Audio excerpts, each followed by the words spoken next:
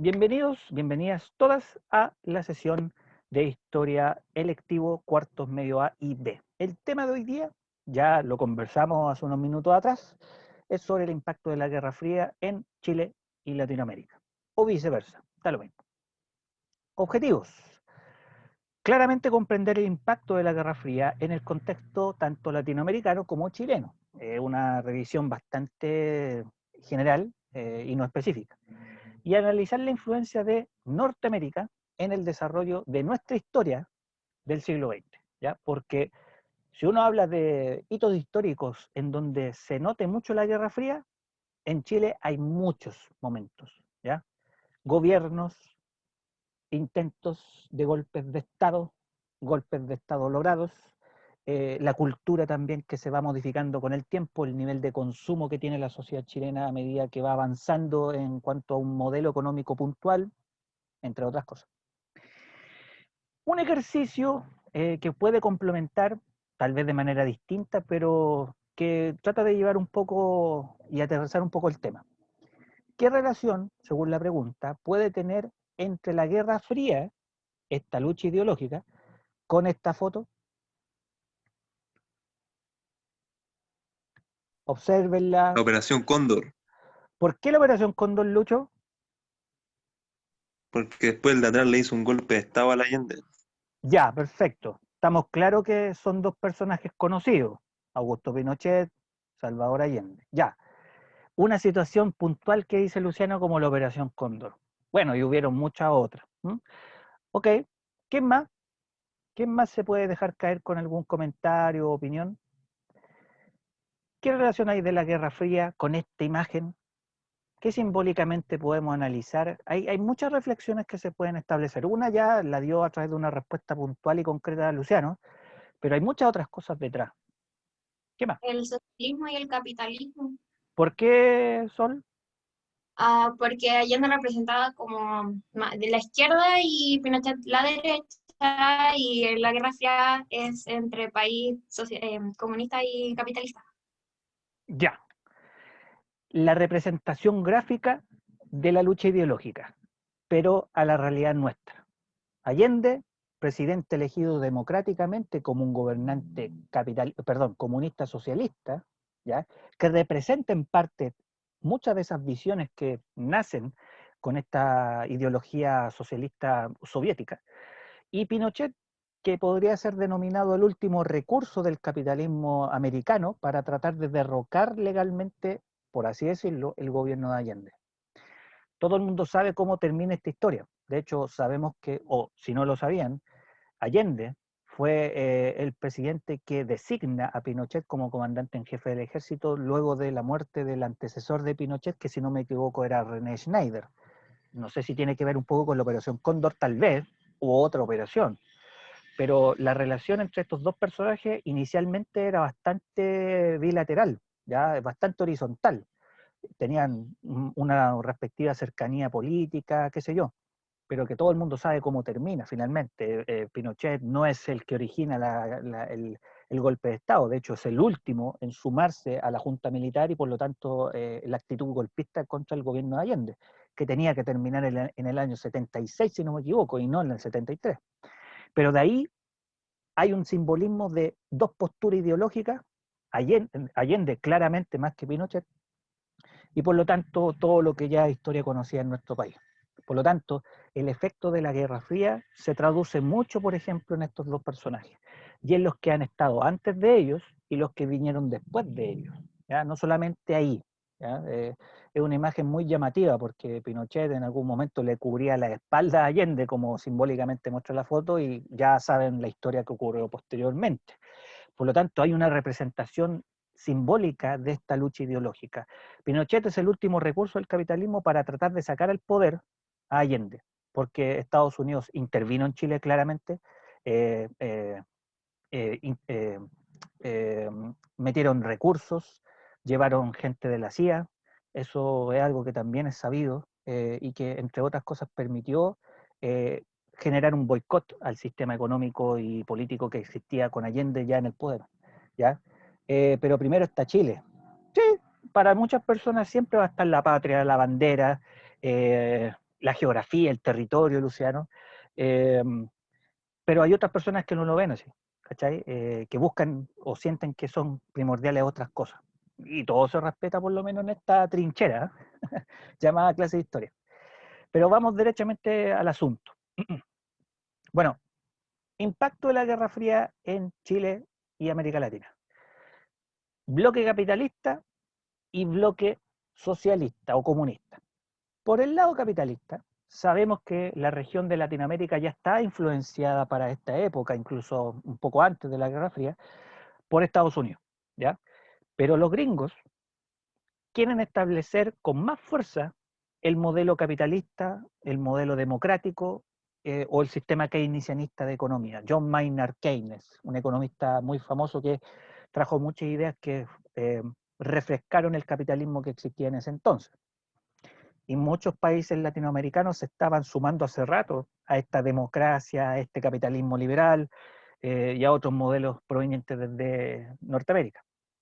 ¿Y cómo se consolida a partir de estos intereses? Con la creación, por ejemplo, de la Organización de los Estados Americanos, que existe hasta el día de hoy, y la TIAR, que es un tratado interamericano de ayuda recíproca entre todos los países que quieran firmar ese tratado a lo largo del continente americano, ¿ya? Esa TIAR creo que es un tratado que no estoy seguro si es vigente hasta el día de hoy, porque se firmó en los años 40, o sea, prácticamente terminando la Segunda Guerra Mundial. Y con el tiempo justifica, en parte, la intervención de Estados Unidos con el objeto de ayudar, y de hecho lo hizo, ¿ya? Pero de fondo también ayudando en otras cosas, para que los países latinoamericanos no tuvieran o no se sintieran bajo la influencia de la tentación comunista, ¿ya? Y por el lado soviético, o por el lado comunista o socialista, el movimiento revolucionario en América, que ya estaba invadido de esto del capitalismo norteamericano, trataron de, obviamente, enfrentarlo, acabarlo, cambiarlo, y de alguna manera recomponer lo que para ellos era países problemáticos y que se habían enfermado de este modelo social, político, cultural. Entonces, aquí aparece mucho el tema de los movimientos revolucionarios en los años 50, 60, y uno de los movimientos más famosos de la revolución comunista en América es en Cuba, ¿ya? Fidel Castro, los barbudos, la revolución cubana contra Fulgencio Batista, y obviamente en otros países centroamericanos como El Salvador, Nicaragua, Honduras, que tuvieron acercamientos más o menos parecidos, pero el éxito más conocido del comunismo en América es con Cuba, que por largas décadas se mantuvo hasta hace unos 5 o 6 años, cuando ya Cuba decidió abrirle las puertas al mundo global y todo este tema, finalizando el gobierno de Obama. Ya, de hecho, ahí se da un poco la apertura también de Cuba al mundo, gracias a ese tratado, vínculo con ese antiguo gobierno norteamericano. Pero aparte de eso, bueno, Cuba instala la realidad de que en América pueden haber gobiernos de carácter socialista, pero bajo ciertos criterios, ¿ya? Y uno de ellos era la lucha armada, ¿ya? Pero posteriormente vendrían experiencias más democráticas que terminarían, por ejemplo, con el éxito político de Allende en las urnas en el año 70, siendo el primer gobierno socialista en el mundo elegido democráticamente en ese contexto, ¿ya? Pero la lucha armada seguía dándose desde los bloques socialistas dentro de América Latina, ¿ya? Por si se habían olvidado de Cuba, ¿ya? Yo tuve la fortuna de conocerlo años atrás, me enamoré de ese país, y todavía tiene muchos vestigios de la revolución. Fidel Castro todavía sigue siendo una figura muy importante en la memoria colectiva de los cubanos. Teniendo en cuenta estas dos cosas, ya dentro de lo que es la Guerra Fría en América Latina, hay que hablar de Estados Unidos, porque es el gran influenciador de lo que ocurre en nuestro continente, ¿ya? Y ahí tenemos el tema diplomático. Estados Unidos desarrolla una idea conocida como panamericanismo, que básicamente es un discurso que busca la unificación de las naciones en términos económicos, políticos, culturales, con tal de frenar el marxismo, con tal de frenar el comunismo, con ese afán nada más. Y para eso, Estados Unidos desarrolla una serie de ideas ¿ya? Que se pueden traducir, por ejemplo, en estos casos. La Alianza para el Progreso y la Doctrina de Seguridad Nacional. Tengan ahí anotado eso en alguna parte, si es que tienen algún papelito ahí donde están escribiendo ideas. Diplomáticamente, fueron dos estrategias norteamericanas. La Alianza para el Progreso es la iniciativa que se dio a conocer en el gobierno de John F. Kennedy. Ustedes conocerán muy bien este personaje, estuvo involucrado también en lo que fue su atentado que terminó con su muerte, etc. Y que, entre otras cosas, crea este plan de ayuda y de financiamiento político y también en aspectos sociales, para poder ayudar a enfrentar el subdesarrollo de países como el nuestro. ¿Qué significaba? Que la política norteamericana permitió incluso utilizar recursos para poder prestar, entregar, ayudar en los avances, por ejemplo, tecnológicos, científicos, educacionales también y sobre todo políticos, en países como el nuestro, que todavía estaba en una disputa tremenda entre los partidos políticos por quién tiene el poder. ¿Ya? Por lo tanto, la Alianza para el Progreso fue un salto importante para que Estados Unidos tuviera más cerca que lejos a sus respectivos aliados, ¿ya? Hablando de Latinoamérica. Y obviamente el objetivo de esta alianza era frenar los movimientos revolucionarios, modernizar las estructuras socioeconómicas de esos países subdesarrollados y fortalecer la democracia. Uno de los éxitos eternos del discurso político norteamericano es hablar de la libertad, es hablar de la justicia, la democracia, y ahí entre medio meter todas esas garritas para poder tener algún pedacito de lo que logren producir esos países. Es como un trato muy, muy clásico ese. Por otro lado, tenemos la doctrina de seguridad nacional, que es básicamente un tipo de asesoramiento, y principalmente militar, que después de la guerra de Vietnam, con el fracaso de esa guerra para Estados Unidos, decidió pescar todos sus recursos, o gran parte de sus recursos, e invertirlos en asesoramiento, educación y apoyo logístico a todos los países que también se encontraban en ese nivel de subdesarrollo. ¿Para qué? Para enfrentar al enemigo interno, para eliminar a las guerrillas de izquierda que anduvieran dando vuelta en América Latina, y eso como consecuencia, también de manera lamentable, generó que muchos países democráticos que existían en la época, que tenían un corte socialista, como el de Salvador Allende, terminaran siendo ahogadas por distintos golpes de Estado que fueron incluso financiados por esta doctrina de seguridad nacional. Chile, Bolivia, Uruguay, Argentina, fueron países que se vieron afectados por esta doctrina a través de este tema de los golpes de Estado. La dictadura de Argentina fue brutal, de hecho es casi comparable con lo que ocurrió en Chile. Duró más tiempo, el dictador, no recuerdo su nombre en este momento, pero ya me voy a acordar, llevó a Argentina a un nivel de totalitarismo ¿El prácticamente Videla? evidente. Muy bien, Luciano. ¿No te acuerdas del nombre? ¿No? No, el nombre no. Ya, pero el apellido es Videla. Ahí tú me salvaste con esa duda. Eh, Jorge Videla. Jorge Videla. Ya, perfecto. A ver. Ahí me están dando como un poco el dato. Ya. Este caballero también es uno de los tantos personajes más odiados de Latinoamérica, junto con Pinochet y todos los demás, porque fueron parte de esta, sin querer queriendo, de esta doctrina de seguridad nacional que, como ustedes ya saben, políticamente y diplomáticamente, aunque suene raro, generó un control mucho más acérrimo de lo que Estados Unidos necesitaba tener en su patio trasero. Si han escuchado alguna vez ese término despectivo de Latinoamérica como el patio trasero de Estados Unidos. Ya ahí obviamente toda la situación económica, la imposición del neoliberalismo, el sistema privado de desarrollo, de apropiación de la riqueza y todas esas cuestiones que hoy en día rigen todavía en Chile con la actual constitución. ¿Ya? Eso es como lo diplomáticamente claro que hay que contarles sobre el tema de Estados Unidos y la Guerra Fría, al menos en América Latina. La Alianza para el Progreso y la Doctrina de Seguridad Nacional. Otro tema es ya lo que tiene que ser Chile.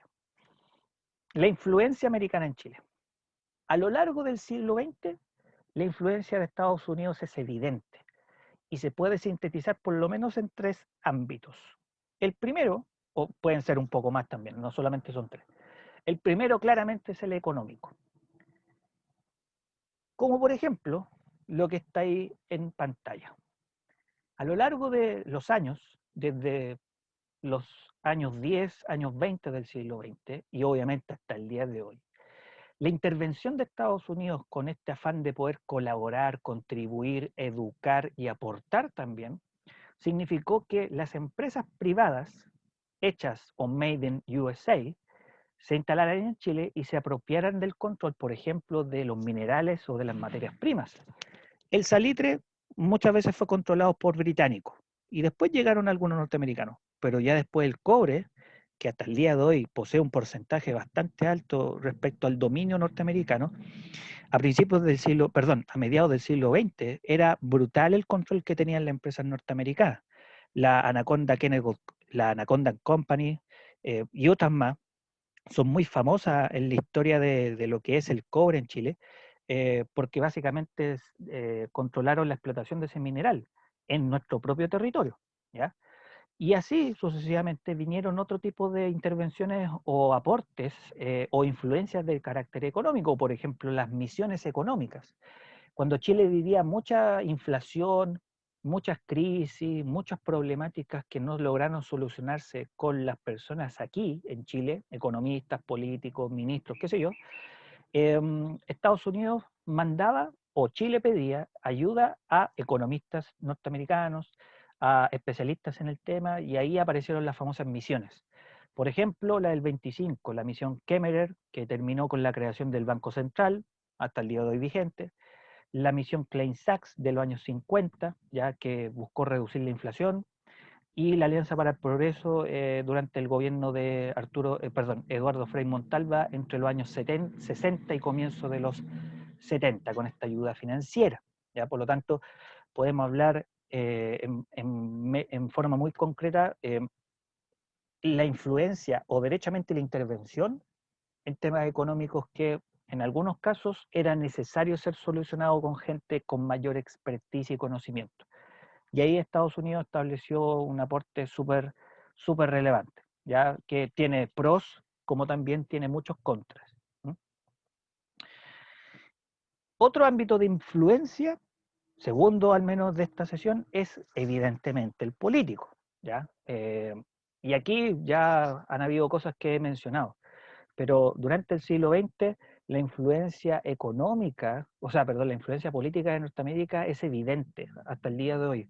Somos un país que políticamente trata de parecerse bastante, pero no igual a lo que hoy día funciona en Estados Unidos. Por ejemplo, Chile rompe relaciones con Alemania, con Italia o con Japón en la época de la Segunda Guerra Mundial, ya que Estados Unidos, como aliado político previamente, necesitaba que sus otros países aliados latinoamericanos estuvieran a favor de ellos. Y Chile lo primero que hace es romper relaciones con esos países, ya producto de la presencia de Estados Unidos, ya en la Segunda Guerra Mundial. En los años 40, el famoso Tratado Interamericano de Apoyo Recíproco, la TIAR, o incluso en políticas internas, cuando en los años 40 el presidente Gabriel González Videla decide prohibir los partidos políticos de izquierda en Chile y les da proscripción para no funcionar en una vida política normal.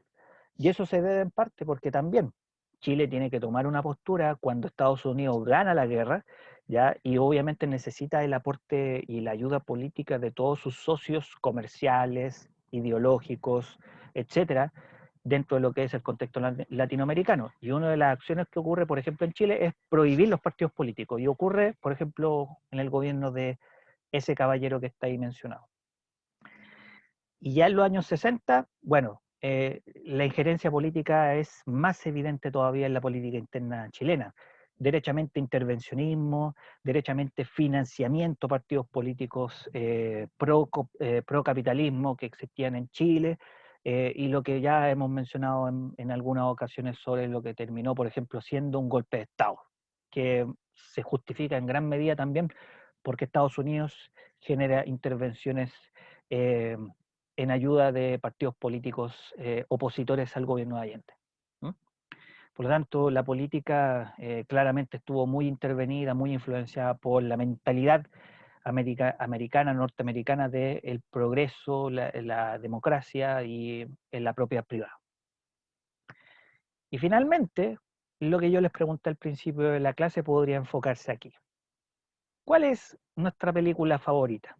Y eso tenía que ver netamente porque al llegar las nuevas tecnologías que difunden el estilo de vida americano o norteamericano, también permite que la masificación de la tele, la radio, el cine, propague patrones culturales de vida o de estilo de vida supuestamente norteamericano. Este tema de películas bélicas, películas de gángster, como mencionaron algunos de sus compañeros, las primeras películas animadas, películas hasta de superhéroes. Cuando sale Superman, y puede ser muy burda mi ejemplificación, nos está mostrando a un superhéroe que cae de otro planeta justamente en Estados Unidos. No sé si conocen la historia de Superman cuando llega al mundo en un cohete y cae justamente en Kansas. Y es criado por una pareja de granjeros norteamericanos y después va a la ciudad y se transforma en el héroe, bla, bla, bla, bla. Un alienígena que se adopta el modelo norteamericano. Y es un ejemplo porque es el superhéroe, ¿ya? Y todas las aventuras que le ocurren, ese tipo de cosas. Podemos hablar del Capitán América, que es una expresión mucho más burda todavía de lo que es la idea del sueño americano, la libertad, la justicia, la igualdad y todas esas patrañas que se llena la boca Norteamérica hasta el día de hoy, ¿ya? Eh, hasta las películas deportivas. Sí, pues es verdad, pues Capitán América, pues, Gabriel. ¿Qué película deportiva habla mucho de eso? De Norteamérica, el héroe, el que gana el último round, y el enemigo que es como, no, el que va a perder aquí. Hay una película de deportes que habla de eso, de un actor muy famoso. ¿Para qué les voy a dar tantas pistas? A ver si lo adivinan.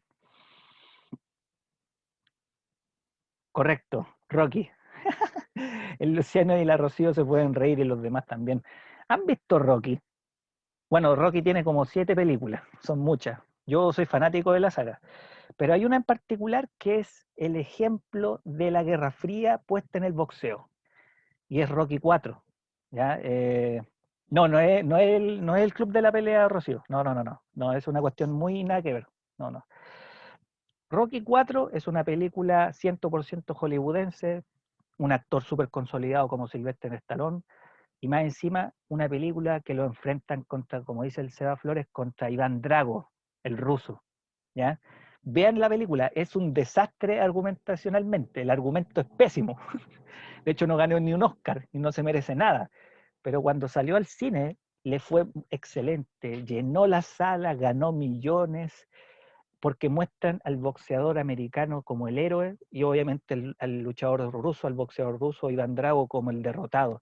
El que se entrena con máquinas, el que usa drogas para poder estar a tope, mientras Stallone hace entrenamiento con troncos de madera, en la nieve, con los mínimos recursos posibles, pero defendiendo la bandera. De hecho, el pantalón que usa es la bandera de Estados Unidos. Perdón si me relajo un poco con el tema, pero ahí tienen patrón cultural norteamericano 100%, y que hasta el día de hoy tiene efecto. Por eso los gringos son tan patriotas. Claro, eso fue al principio, Sebastián, para el Rocky 1. Está en Netflix a todo eso, está toda la saga en Netflix, así que si tienen tiempo, veanla.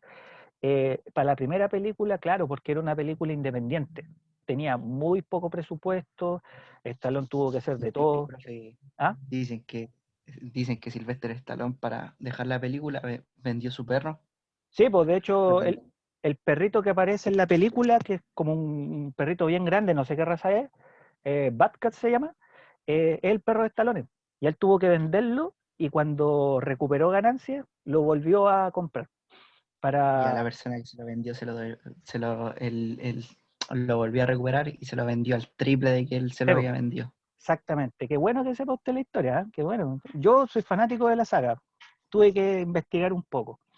Pero volviendo al tema, la película de Rocky Rocky 4 es una oda al capitalismo, una oda a Estados Unidos.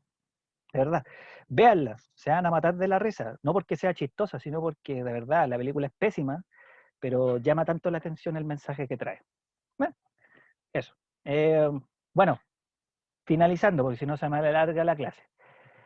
Esto no lo voy a explicar, no lo voy a ir frase por frase, cuadro por cuadro. Pero si tuviéramos que hacer una red de contenido y una síntesis en este mapa conceptual, claramente las raíces de esto va para muchos lados. Pero particularmente aquí ya hemos resumido principalmente las que están aquí en la influencia de Norteamérica en Chile, en ámbitos económicos, políticos y socioculturales, ya lo he hablado hace unos pocos segundos, el conflicto entre Estados Unidos y la Unión Soviética, ya reflejado, por ejemplo, en los movimientos revolucionarios que por el lado comunista trataron de enfrentar todo lo que ya en América Latina existía con esta ideología instalada en los países, la capitalista. Bueno, y la situación de lo que pasa con Estados Unidos en América Latina respecto a, por ejemplo, la Organización de Estados Americanos, la aplicación de este tipo de tratados o organizaciones para conservar la esfera capitalista en la América Latina, pero también doctrinas como la Truman, la doctrina de seguridad nacional, que buscaron bajo otros medios, tanto militares como también económicos, poder hacer de Estados Unidos un país que lograra entrar más fácilmente a todos esos países, incluyendo obviamente el nuestro, y lograra finalmente su meta, que era ganar esta carrera ideológica contra el comunismo soviético, ¿ya? Así que, por ahora, esa grabación va a quedar hasta acá, para que la puedan revisar durante esta semana y prepararse para la eventual tarea, como también la evaluación de la próxima semana.